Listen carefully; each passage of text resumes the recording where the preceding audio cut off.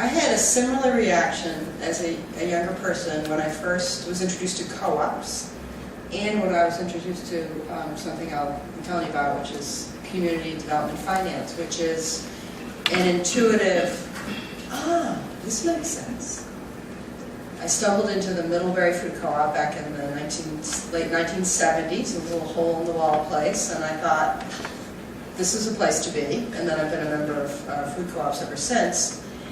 And with community development finance, I was on the board of my church, and the finance committee said, we want to invest some of the church's funds in this unregulated, unsecured entity that takes that money and invests it in the community.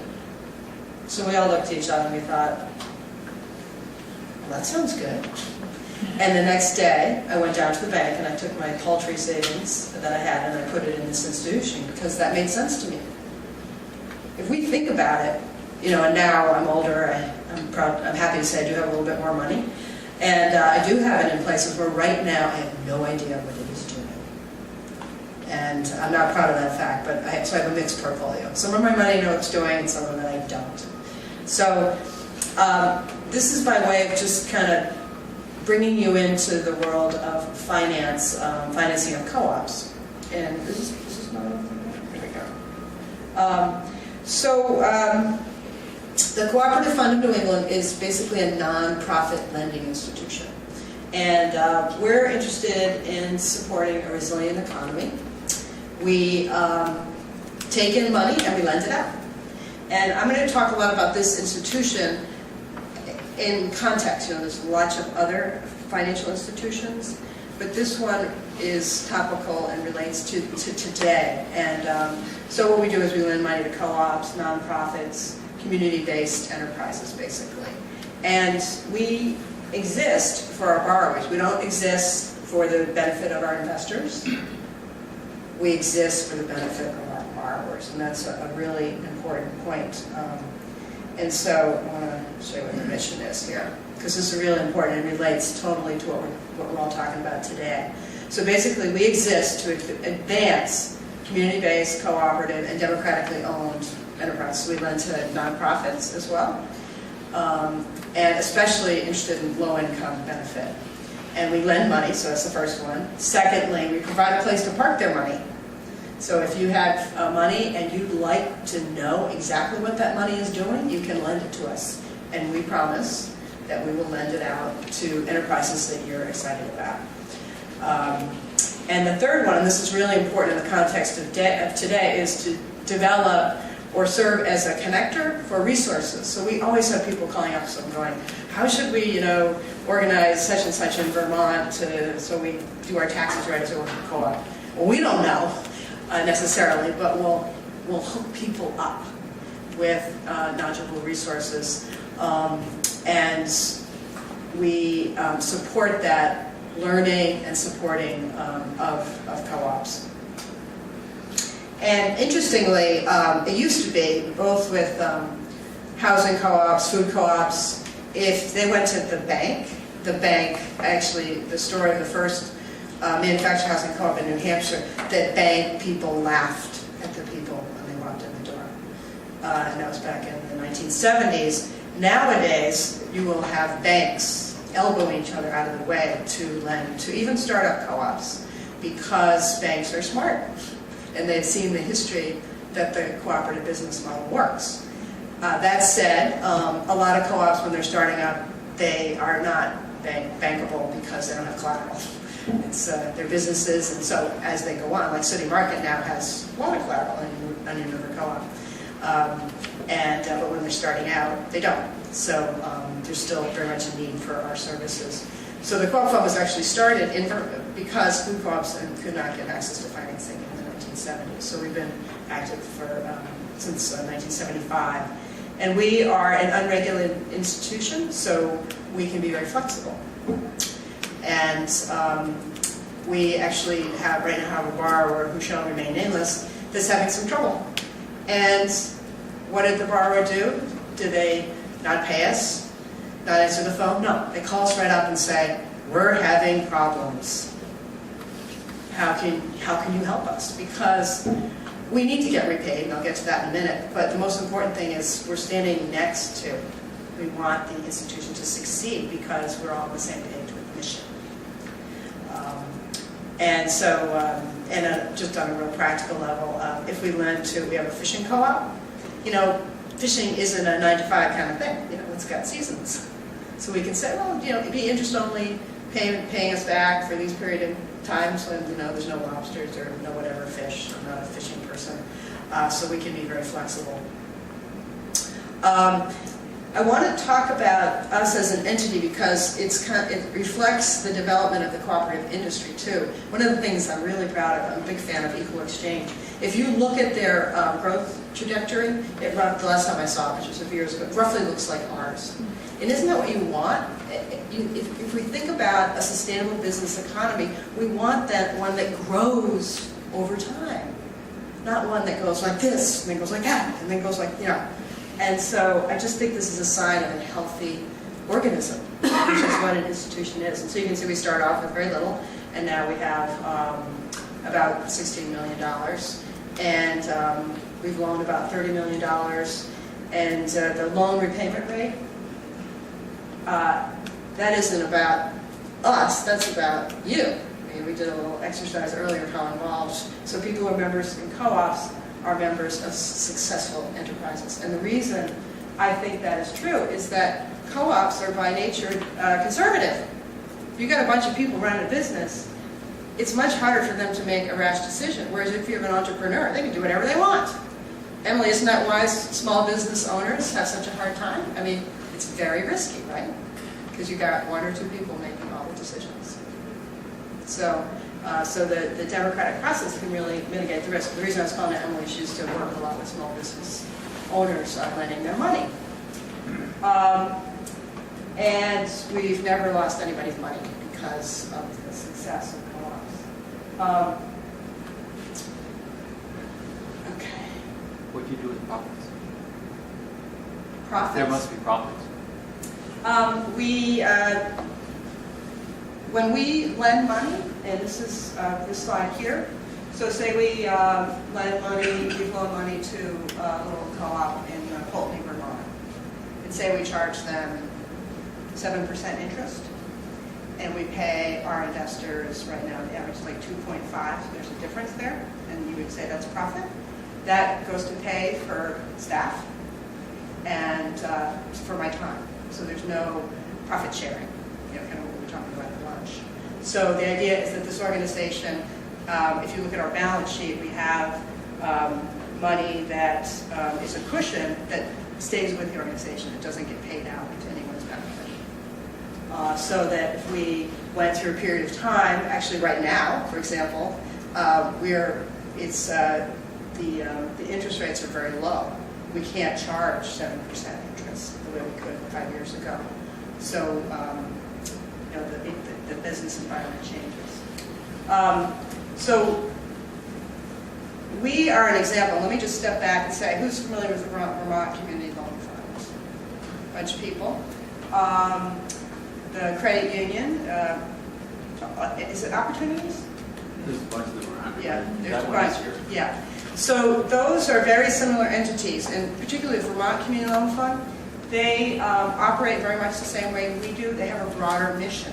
Our thing is co-ops. We love co-ops. Co-ops is our name. But their thing would look very similar as far as where the money comes from and where it goes.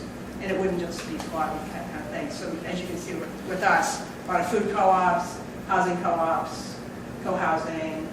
We've worked with Burlington Co-housing, Flynn Avenue Housing Co-op, and small businesses, worker co-ops, co-op. And we're interested in the co-op model, so it's not so much what people are doing, it's how they're doing it, right? Because that's what a co-op is about. And then I'm really interested in where this money comes from, because where we place whatever savings we have is important. And so if you look at this pie chart, a third of our money comes from individuals, almost or a quarter comes from religious organizations. There's a lot of nuns in this country who have loaned across the country millions and millions of to mission-based lending like this. And they don't want to, and none told me once, we stopped doing a direct lending because we didn't want the paper to say, nuns foreclosed on poor people because they didn't pay their loan back. So we get to be the bad guys, not that we do that very often. But the idea is that it's a mission match for all these different sectors. And actually one of the coolest ones is see over like at 1 o'clock, co-ops. As co-ops, and Michael can speak to this, as co-ops mature, they have periods of time where they have lots of reserves. And what are they going to do with that money? So if City Market calls us up, you want to borrow some money from us? Great. And we see that as the co-ops helping co-ops principle at work. So it's diverse, both on the money coming in and the money going out. And here's the new little food co-op in Pulteney, Vermont that opened almost 2 years ago now. This is their opening day. Very exciting. A little co-op right on Main Street. And this is a City Market right here that we have loan money to, as well as receive money from. Well, there's all different kinds of businesses, as you can see here. So one of the things that when you think about how co-ops are finance across the co-op world generally is barrier. It is a barrier. It is perceived to be a barrier in the growth of a cooperative economy. We are one tiny loan fund with $16 million in the context of the economy. And there are not a whole lot of us. There's the North Country Cooperative Development Fund, which is based out of Minneapolis, and there's National Co-op Bank, and there's loan funds like Vermont Community Loan Fund that wouldn't run screaming from the room if you were to start a co-op, but most would. And so I think that it's helpful for us all to collectively learn and think about how this all works. And we we're as vigilant as the next bank at making a loan. One of the statistics a couple slides back was 99.1% repayment rate. Well, that just doesn't happen because co-ops are so great. It happens because co-ops are so great and we keep on them and make sure that we make good decisions up front. We're not doing anybody any favors if we say yes to a loan application and it's not backed up by a good business plan, it's not well thought out, there isn't a good board of directors, etc., etc. I'm not going to go through all these things, but basically, co-ops need all kinds of things, money for all kinds of things, cash flow, working capital. The gentleman who's not here, just started a co-op where they do an internet-based services. They don't have a lot of overhead, so happily they don't need to have debt. But if you're going to open a grocery store, you're probably going to need some debt. And so it could be working capital, it could be to fit up real estate, buy real estate, a whole variety of needs. I thought I'd give an example of how a co-op was financed, just to give you a sense of, this is a complex one, this is big, this is $10 million, but it would work all the way down to a really small co-op because it shows the variety of things you might look to. So you can see the biggest piece of financing here. This is for the Brown Food Co-op. Anybody been down there yet? It's pretty cool.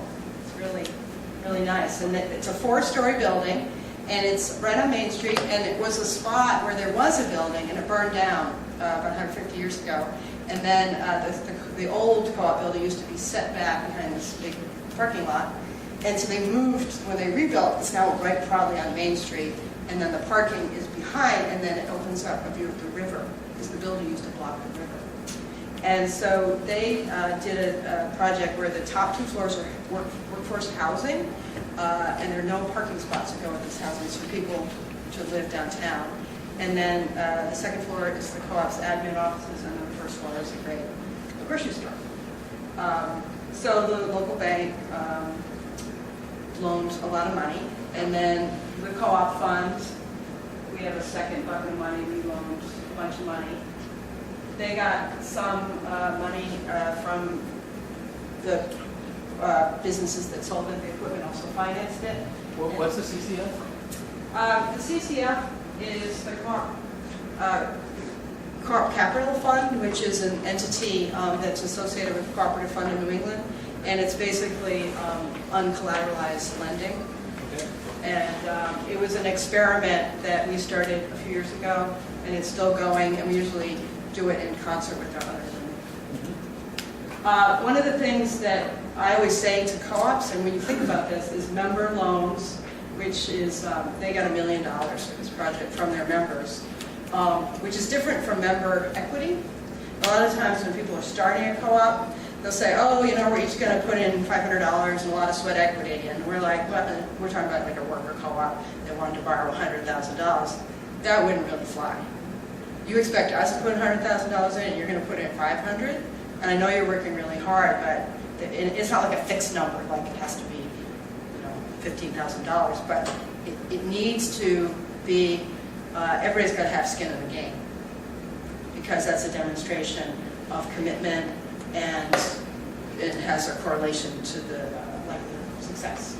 And you can see that they had some other things, gifts, grants, and then money off their balance sheet. And the reason I show this is just to show you the variety. Emily's going to talk about the process they're going through, and they're not at the point of like figuring out what their financing is going to be. First, they're going to get their members going, and I won't say anything more about it because I don't want to take what you're going to say. So how this is looked at is, I talked a little bit about the skin in the game. Member loans is, for example, right, my co-op, I live in Concord, New Hampshire. My sweetie and I just loaned $15,000 to the co-op. There's some really nice interest rate, like 5% or something, really good, to do some renovations and expansion of the store as part of the financing of that. And member gifts, so money can come from inside or it can come from outside. If a co-op can finance whatever it wants to do from the inside, it's going to do that. It's cheaper, it's easier, but sometimes you need to go outside.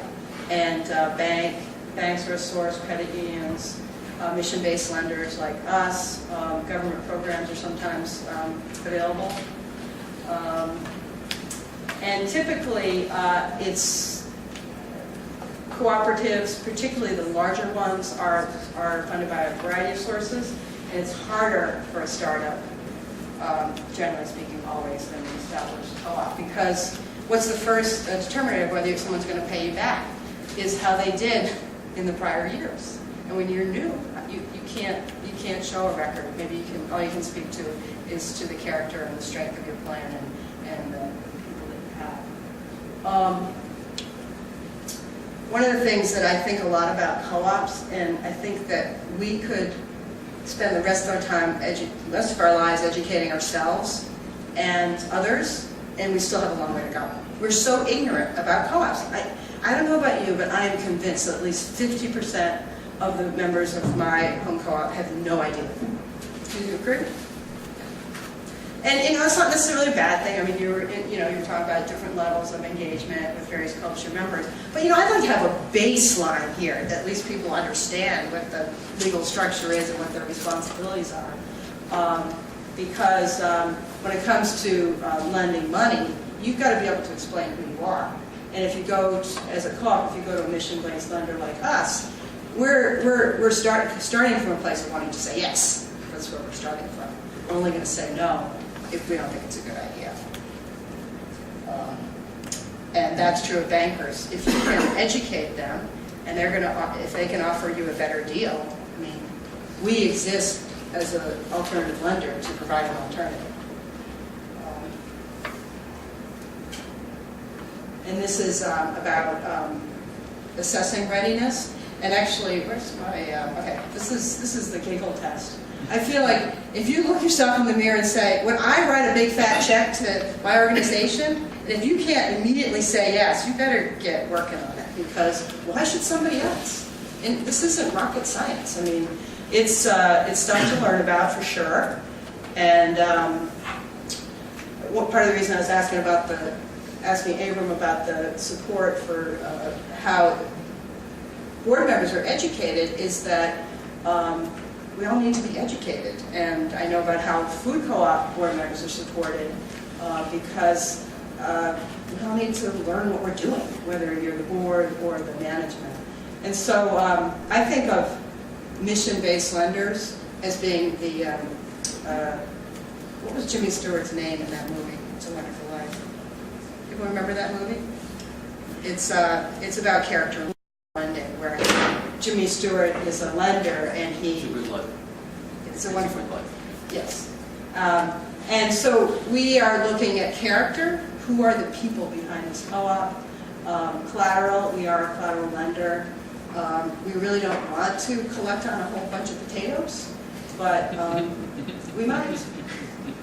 Cash flow, this goes back to the history piece. And conditions, what are the environments? Are there 5 food co-ops in your town? We might have pause to lend you money.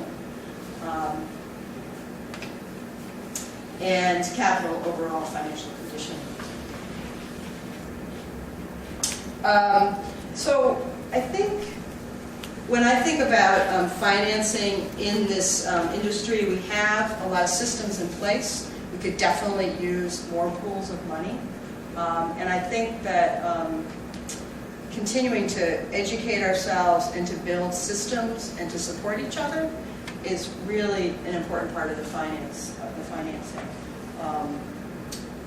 Because it's like one thing leads to the other. And in the last session we were talking about how do you support the development of a cooperative economy, and one of the ways of doing that is looking to, if you're in a co-op where you buy your goods and services, do you take a half a point better interest rate from Bank of America versus the Vermont Community Loan Fund or the Cooperative Fund in New England, that you factor in the mission and what are you building in the business decisions you're making. So I think I'll stop there. And any questions, comments? Michael? So the thing that, not specifically about lending, but kind of in the bigger picture, Josh Farley this morning, one way to hear what he was talking about is growth is not good and lending is not good. And you're showing us the graph of, look at all this growth, right? How do you respond to the growth is bad idea? Why do you think it can be okay? I mean, you're in the business of helping people grow, and actually in the business of lending. Right. How does that make sense? Yeah. Okay, that's a big question. I think what I would say is that I think of co-ops as being kind of inner-looking systems. So it's a bunch of people that need something. And so, for example, it's not growth for the sake of making more money, because that's the evil, I think, is the idea that we have to find a way to keep getting bigger and bigger returns by making more and more stuff that people don't need or don't want or whatever. Whereas I think of co-ops, they don't exist or grow for the sake of a return. They grow to have more members to buy more food. So that seems a little different to me.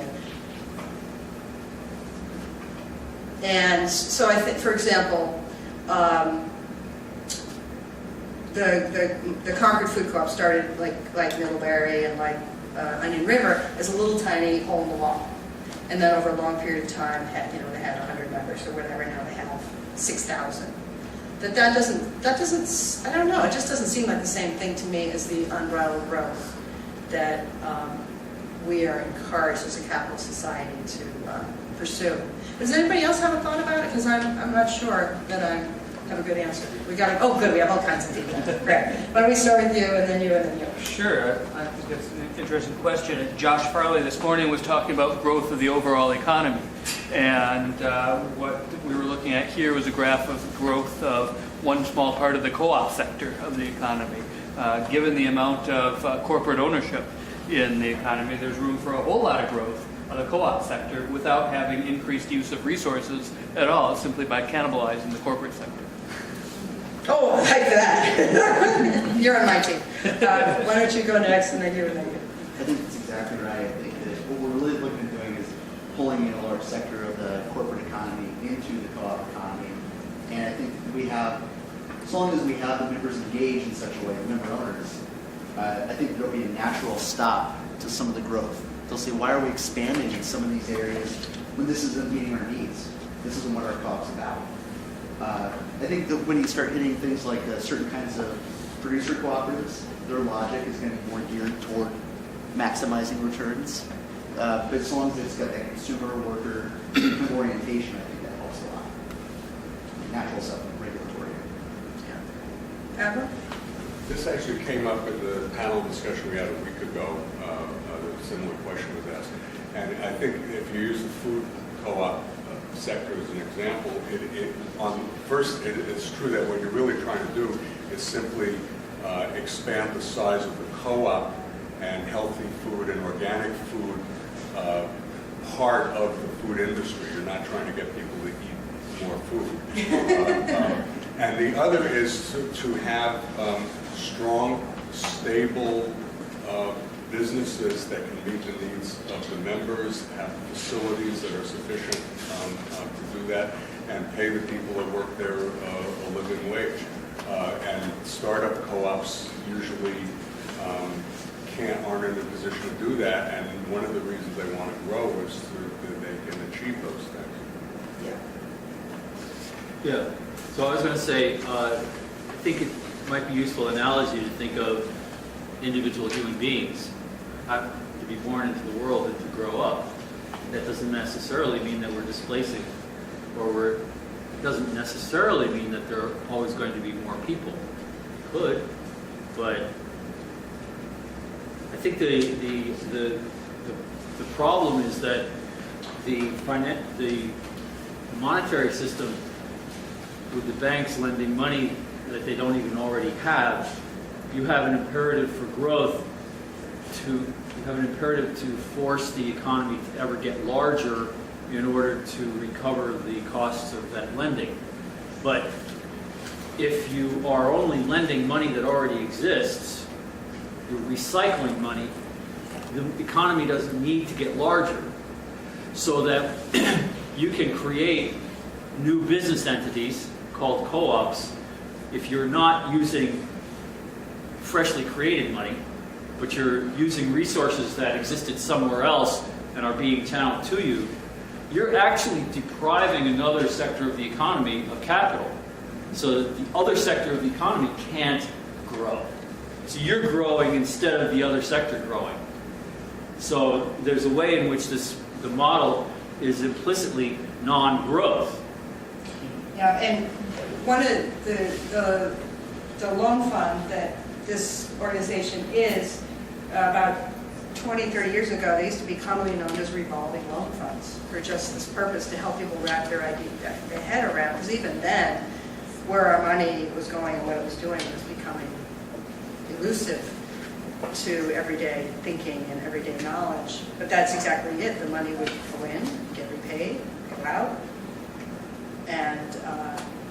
And I think that's one of the reasons that I was so attracted to community loan funds, because it's like, this is something I can understand and get excited about, because something good is happening here, something that's sustainable, something that's human scale. Yes? Here's something to back up your original answer to the question, and that is from Washington Electric's latest newsletter, that the Treasurer's report says, of significant note, members are using less electricity, and therefore we are collecting less revenue than we had based our budget on. And yet Washington Electric continues to offer to its members discounted services for reducing their electricity use. Yeah, it all comes back to the mission. Yes?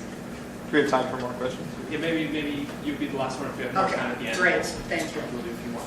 I was just, people are saying that co-ops, smallness is an okay thing for a co-op, it's a good thing. And when they get big enough, they might say that's enough growth. So I'm wondering if you have kind of an inside perspective on the Upper Valley Co-op.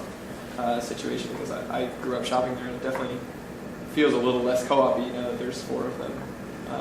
So are the economies of scale so great for them that it's worth diluting? Are you talking about the Hanover? Yeah. Oh, okay.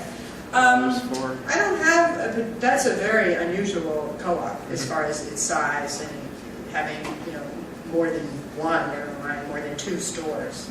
And I think, it comes back to, like when I think about their roots, that was a co-op, that was a town, Hanover, New Hampshire, that was far away, they couldn't get food reliably, and a bunch of people in the town got together and said, we need to get control here, we need to get access to good food, and then they've been around so long, and they're just the particularities of their market, they have become extremely large compared to most co-ops. So I don't think big or small. It's all about is the co-op meeting the mission, which is the interests and needs and desires of the members. So I guess I'll stop there.